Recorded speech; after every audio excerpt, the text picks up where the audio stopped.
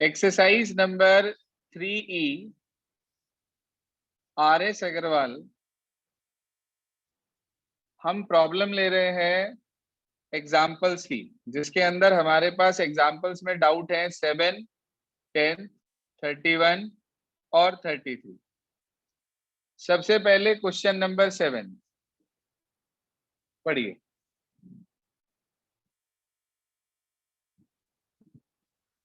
Read question number 7 please.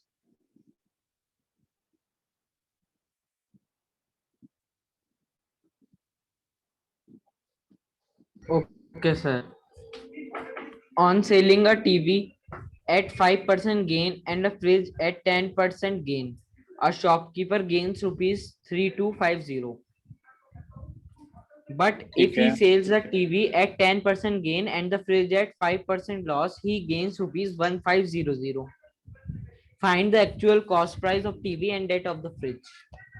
देखो आपको ऐसा क्वेश्चन मैंने पहले भी कराया था, बस उसमें और इसमें फर्क इतना है कि उसके अंदर हमारे पास नेट प्रॉफिट और लॉस का क्वेश्चन था, है इसमें भी वैसे ऐसा ही।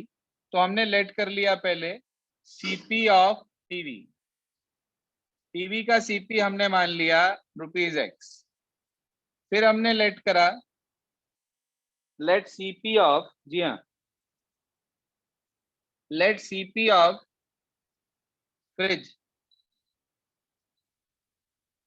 फ्रिज का सीपी हमने ले लिया ₹Y।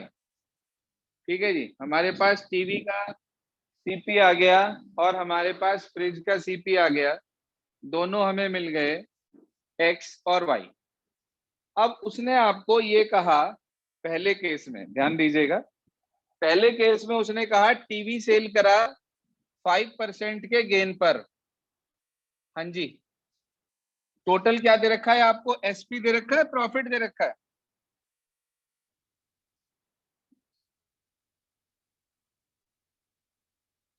हाँ भाई आज एसपी, एसपी दे रखा है। तो अकॉर्डिंग टू क्वेश्चन हम चले, एसपी निकाल रहे हैं हम टीवी का, प्रॉफिट परसेंट है 5, तो 100 + 5/100 into CP.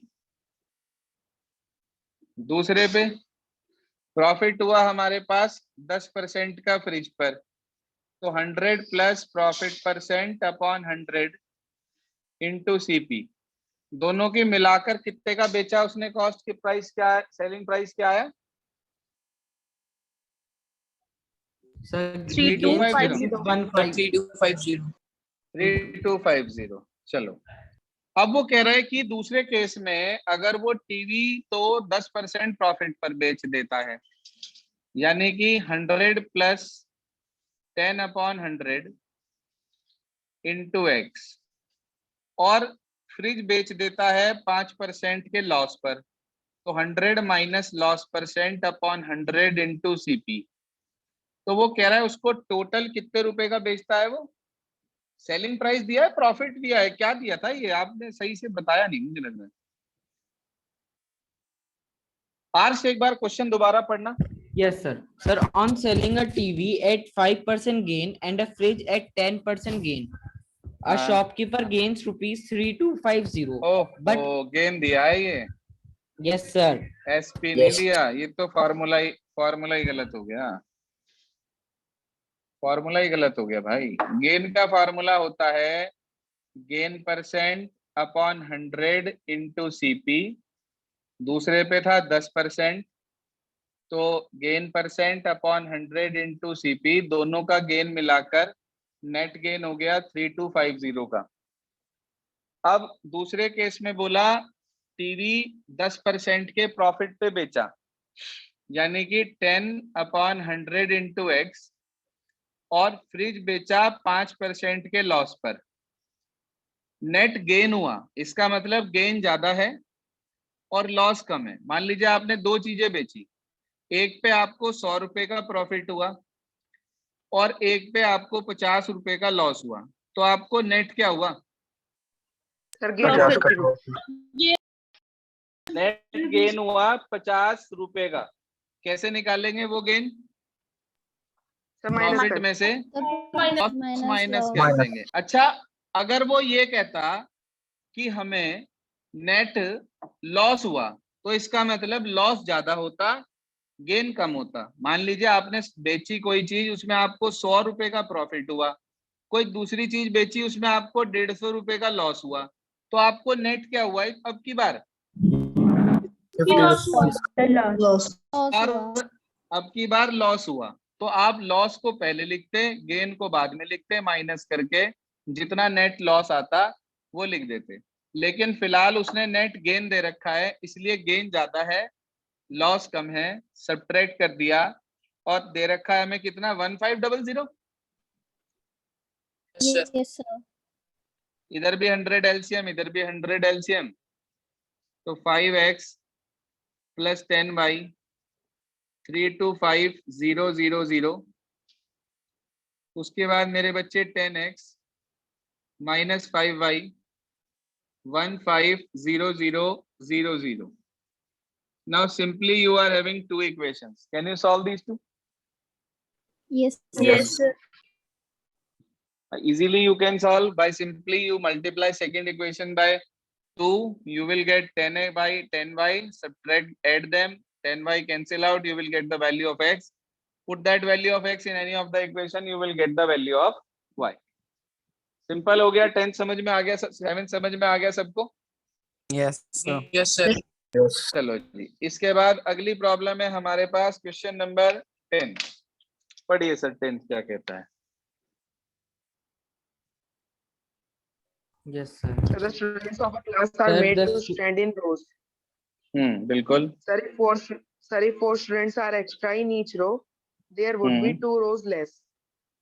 Sir, if 4 students are less in each row, there would be 4 rows more. 4 rows Sir, more. find the number of students in the class. देखो, एक क्वेश्चन कराया था मैंने आपको जिसमें ये था कि अगर स्पीड 5 बढ़ा दी जाए तो टाइम 3 कम लगेगा, लेकिन डेस्टिनेशन वही था। दूसरे केस में कहा था अगर स्पीड कम कर दी जाए तो टाइम ज्यादा लगेगा, मगर डेस्टिनेशन वही था। तो आपको याद होगा स्पीड और टाइम को XY मानकर डेस्टिनेशन निकालने के लिए डिस्टेंस जर्नी का XY निकाल लिया था। याद है आपको वो question? Yes, sir.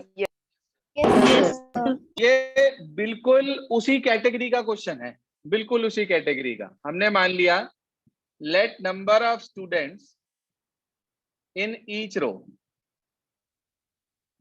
x, number of students in each row हमने x ले लिए। फिर लेट नंबर ऑफ रोज, वो हमने y ले लिया। अच्छा आप एक बात बताओ कि एक रो में 5 बच्चे हैं और ऐसी हमारे पास 6 रोज हैं। एक रो में 5 बच्चे हैं और ऐसी हमारे पास 6 रोज हैं, तो टोटल कितने बच्चे हो गए? 30. 30। कैसे निकाला आपने? Multiply. 5 into 6 multiply. शाबाश, बिल्कुल ठीक। तो नंबर ऑफ स्टूडेंट्स निकालने के लिए हम x इंटू वाई कर देंगे। अब क्वेश्चन के अकॉर्डिंग उसने बोला कि अगर 4 बच्चे ज्यादा हो जाएं तो 2 रोज कम हो जाएंगी, मगर टोटल नंबर ऑफ स्टूडेंट तो वही रहेंगे। हाँ जी। दूसरे केस में क्या बोला? अगर 4 बच्चे एक रो में कम हो जाएं तो 4 रोज एक्स्ट्रा हो जाएंगी, मगर बच्चे तो उतने ही रहेंगे। बोलिए। बस इनकी sir. मल्टीप्लाई कर देना। सुनो, इनकी मल्टीप्लाई कर देना, XY से XY कट जाएगा। पहली इक्वेशन आपके पास आ जाएगी, डायरेक्ट लिख रहा हूं, -2x प्लस 4y, -8 को उधर ले गए, +8 हो गया। यहाँ भी XY से XY कट जाएगा, 4x माइनस 4y, -16 को उधर ले जाएं, +16 हो जाएगा। बस आप इन्हें सॉल्व कर दीजिएगा, आपको यहाँ से वैल्यू मिल जाएगी। x की वैल्यू 12 आ गई। इसे आप उठाकर किसी भी इक्वेशन में रख देना, y आ जाएगा। उसने ना x मांगा ना y, उसने नंबर ऑफ स्टूडेंट्स मांगे, तो आप x इंटू वाई में वैल्यू पुट कर देना, आपको आंसर मिल जाएगा। कर लेंगे पूरा या करके बताऊं? हाँ गौतम बताओ। सर आप एक बार फिर समझा रहे सर, तो इक्वेशन कैसे आई? सर इक्वेशन 1 और 2 सर एक बस बेटे मल्टीप्लाई करी ना इन दोनों की, बस इसकी मल्टीप्लाई करोगे एक्स वाई से एक्स वाई कट जाएगा। आप मैंने डायरेक्ट लिख दिया, आप मल्टीप्लाई करके देख लेना, आपको इक्वेशन मिल जाएंगी, दिक्कत नहीं आएगी कोई। इसके बाद दो प्रॉब्लम हमारी और हैं, 31 और 33, उन्हें भी समझ लीजिए। देखिए सर क्या कहता है क्वेश्चन नंबर 31, पढ़िए प्लीज। सौम्य पढ़ो। Yes, sir. So according to question number 31, if the length of a rectangle is reduced by 5 units and its breadth is increased by 2 units, then the area of rectangle is reduced by 80 square units. 1818 Yes, sir, 80. 80 चलो। Sir, however, अगला। if we increase its length by 10 units and decrease its breadth by 5 units, its area is increased by 50 square units. Find the length and breadth. देखो ऐसा question भी आपने करा हुआ है, बस उसमें एरिया सेम था, इसमें एरिया में चेंज आया है। तो आपने लेंथ x मान ली, ब्रेथ y मान ली, इस हिसाब से एरिया हो जाएगा xy अकॉर्डिंग टू क्वेश्चन। उसने कहा लेंथ को 5 कम कर दिया जाए और ब्रेथ को 2 इंक्रीज कर दिया जाए, तो जो एरिया है वो 80 कम हो जाएगा, यानी कि -80। और दूसरे केस में कह रहा है अगर लेंथ को 10 इंक्रीज कर दिया जाए और ब्रेथ को 5 कम कर दिया जाए तो एरिया 50 इंक्रीज हो जाएगा, तो एरिया में 50 प्लस कर दिया। ऐसी ही तो इक्वेशन है, बस फर्क इतना है कि इसके अंदर ये राइट साइड में भी चेंज आया। बस अब आप इनकी मल्टीप्लाई करोगे, देखो एक्स वाई, एक्स की वाई से करिए एक्स वाई आएगा, एक्स वाई से एक्स वाई कट जाएगा। डायरेक्ट लिख दूं equation? Yes, sir. Yes, sir.